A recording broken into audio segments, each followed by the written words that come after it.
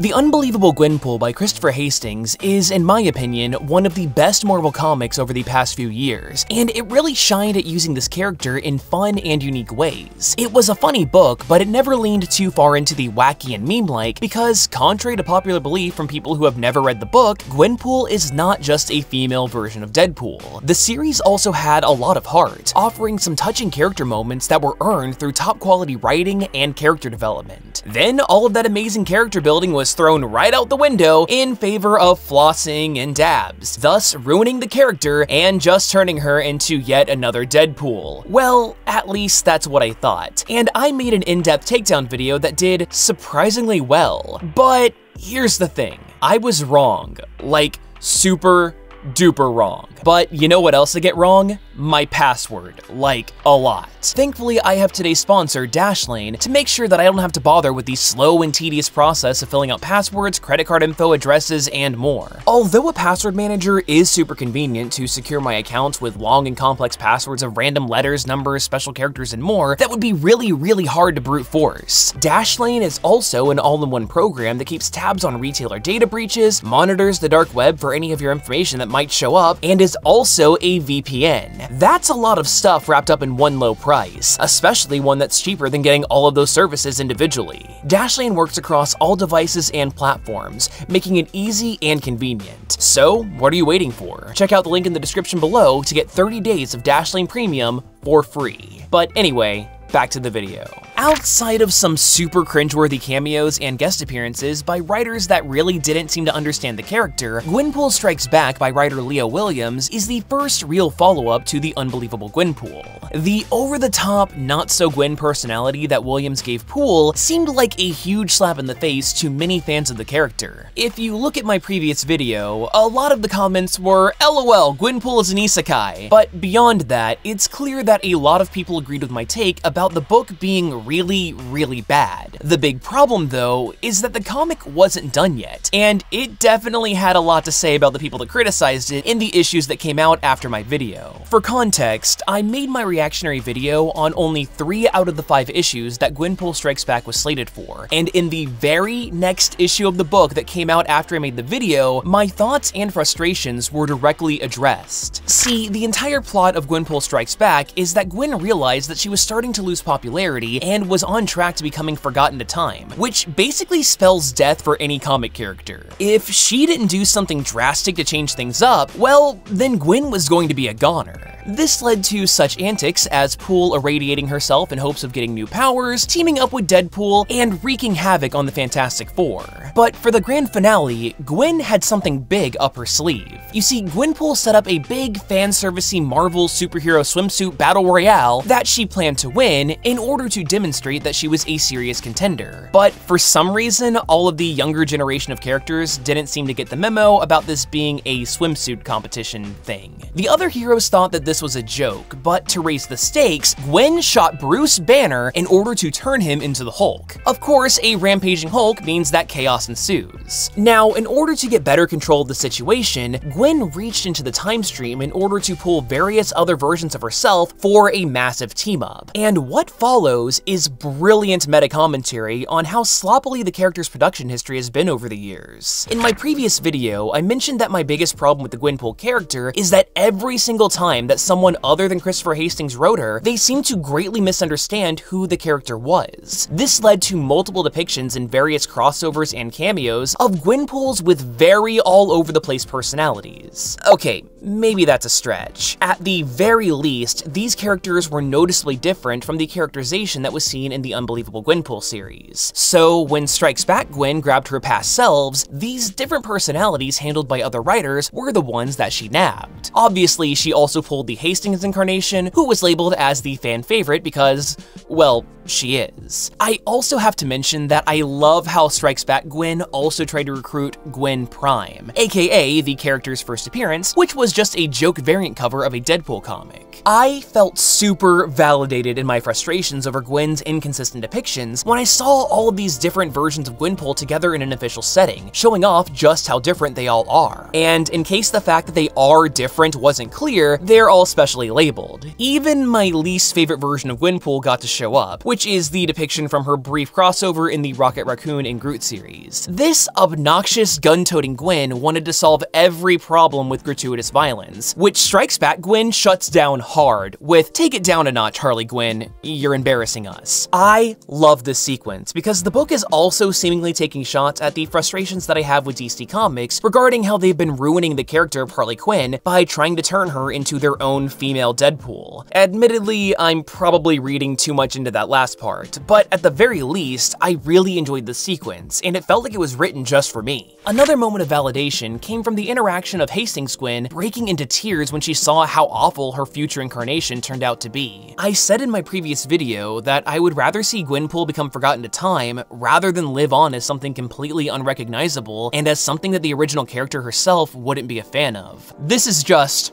mwah. Anyway, with the team all assembled, Gwenpool started making quick work of the competition, including lifting Thor's hammer by getting a hold of his severed and rotting arm. In the end, there were only 2 fighters left in the Battle Royale, Gwenpool and Kamala Khan, aka Miss Marvel. These two have been friends for a good long while, and Kamala did not want to fight Gwen, or really anybody at all. Hell, when she beat Miles Morales earlier, it was just because she kicked his butt in a game of Red Hands, which makes no sense because, you know, spider sense. However, in addition to not wanting to fight, Miss Marvel also noticed that Pool was not mentally in a good place. She's been escalating things more and more in a way that's clearly a manic episode. I personally suffer from clinical bipolar depression, and yeah, that explanation makes total sense. When confronted with this, Pool has what looks to be a panic attack, and she lashed out at Kamala, who, to her credit, was able to de-escalate the situation.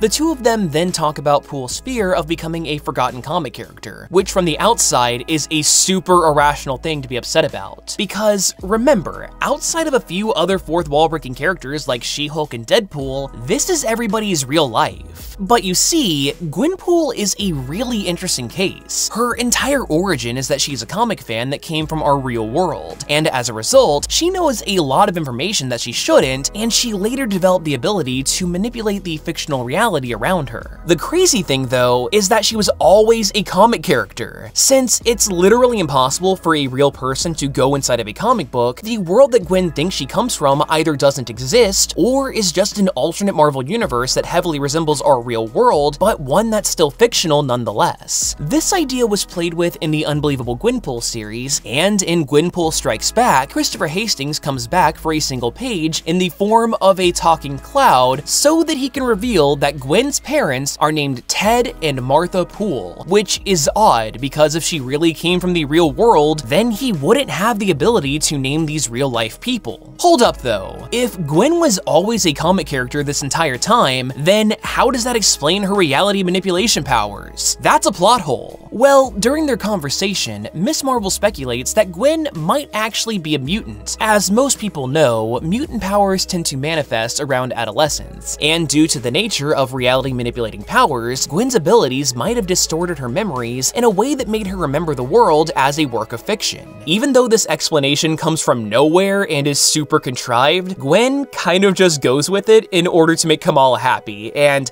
honestly, I think we've all been in a similar situation. I mean, not the whole, hey, you're a mutant with superpowers, but like just saying something to make a friend happy and shut up. Anyway, after their talk, Pool forfeits the battle and goes into the space between comic panels in order to mope and be sad. But here's the thing, even though Gwen says to herself that she knows she's not a mutant, this new origin story got retconned into existence by her talk with Miss Marvel. As Gwenpool looks into the abyss, accepting her series cancellation and therefore her death, a Krakoan gate appears before her, which takes Pool to the mutant nation of Krakoa, where she's embraced by Wolverine as a member of the mutant race. Presumably, she'll be safe here. I mean, if you think about it, once you're an X-Men character, you get to stick around no matter what. I mean, freaking Glob of all people gets to appear in comic after comic, so someone as popular as Gwen?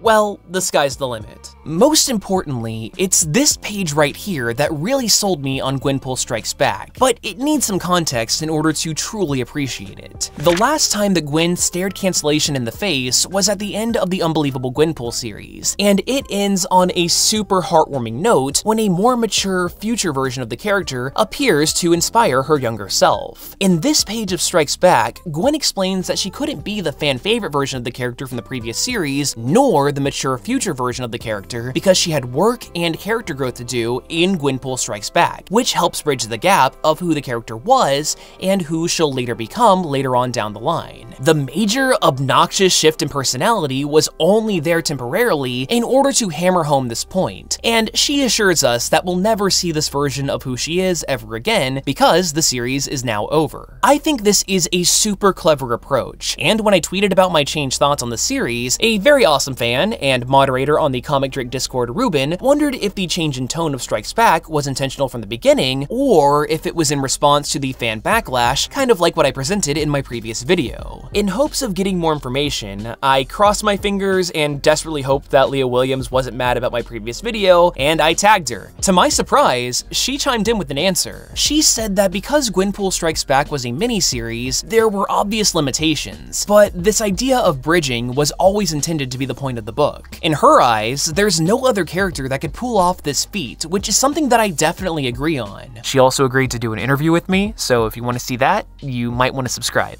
Hint, hint. Even though I cringed super hard at the early issues of the book, I'll happily eat crow and say that the ending made the entire experience worthwhile. I'm glad that my friends convinced me to stick with the book, and I'm ultimately glad that I read it. That said, I'm a bit worried that this is going to be required reading for any new writers that take on Gwenpool, so will they focus on the cringy first part, or will they understand the point of the last two issues and portray her in the more quote-unquote proper way? I think you can really only do this kind of tone shift with the character one time, but I guess only time will tell. And hey, if any of those new books suck, then I can just make a mean takedown video and rake in all of those sweet, sweet negativity views. Most importantly, I think I learned a valuable lesson in basing my opinion on a story in progress, and that you can only really have an informed perspective when you look at a work in its entirety. I get super upset about people leaving dumbass comments on my content when they're clearly just in a rush to tell me how wrong I am, but they never bothered to finish the video. 9 times out of 10, I directly address the stuff that they complain about later in the video, and if they weren't in such a rush to be outraged, then they'd have less ignorant comments. By labeling Gwenpool Strikes Back as terrible because I was too impatient to wait for the last 2 issues to come out so that my opinion could be more informed, I come off as a massive hypocrite. I can and should be better than that. Anyway, that's all I have for today. So if you like this video, I'd recommend subscribing, watching more content on my channel, and